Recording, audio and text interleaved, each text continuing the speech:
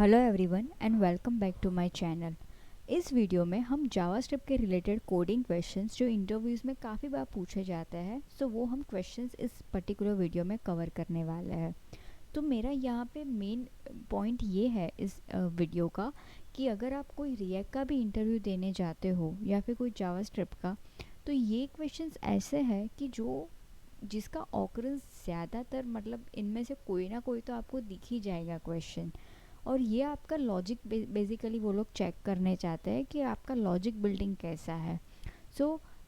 अगर आप कोई भी इंटरव्यू की प्रिपरेशन कर रहे हो तो ये क्वेश्चंस आप एक बार देख लो। You can prepare them, you can do your best in interview if you have done such questions, so that you can feel pretty much basically आप एक कॉन्फिडेंस आपका बिल्ड हो जाए।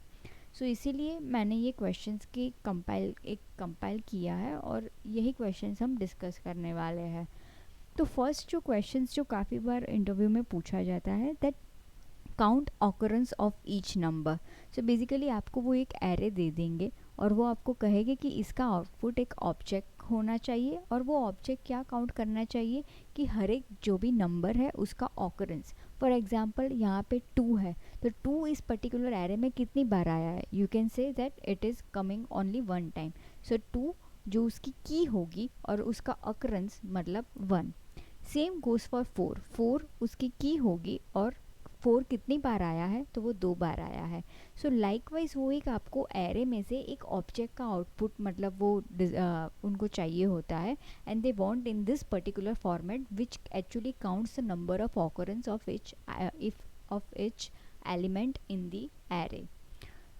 ये आप प्रिपेयर कर लेना, ठीक है। Now we move on to the next question.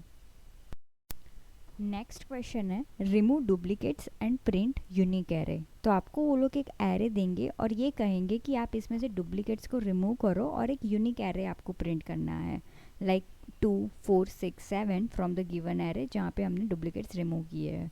Basically यहाँ पे आप सेट का भी यूज़ करके कर सकते हो, बट वो कभी कभी क्या बोलते हैं कि नहीं, आप इसका लॉजिक लिखो, you have to write a logic for it and you don't have to use set for that.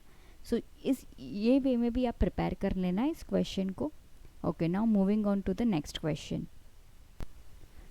आपको एक एरे देंगे और कहेंगे कि आप इसमें से एक एरे मतलब ऐसा आउटपुट लाओ कि जिसके अंदर ये जो पर्टिकुलर एरे में जो डुप्लीकेट्स है वो मतलब इसके अंदर मुझे चाहिए। फॉर एग्जांपल 4 और 7 है, वो यहाँ पे मोर देन 1 टाइम अकर हो रहे हैं, they want that element as a output. You can also build a logic for that. Please prepare this one also. Next है merge two objects and group value। तो बेसिकली वो आपको 2 object they देंगे, like obj1 and obj2। obj1 contain xyz value and obj2 contain yz value. और आपको output में क्या चाहिए, आप xyz के फॉर्म में उसे ग्रुप बाय करो कि भाई जो उसकी x है and it contain a object which contain object 1 value of x and then object 2 value. अब यहाँ पे देखो x की वैल्यू obj2 में नहीं है, तो आपको ये चीज़ भी हैंडल करानी पड़ेगी। देन y में obj1 की वैल्यू 1 है एंड obj2 में आप देखोगे y की वैल्यू 3 है।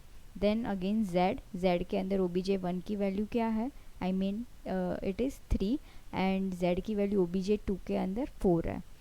You can practice this question also because these are the questions they also ask related to group by.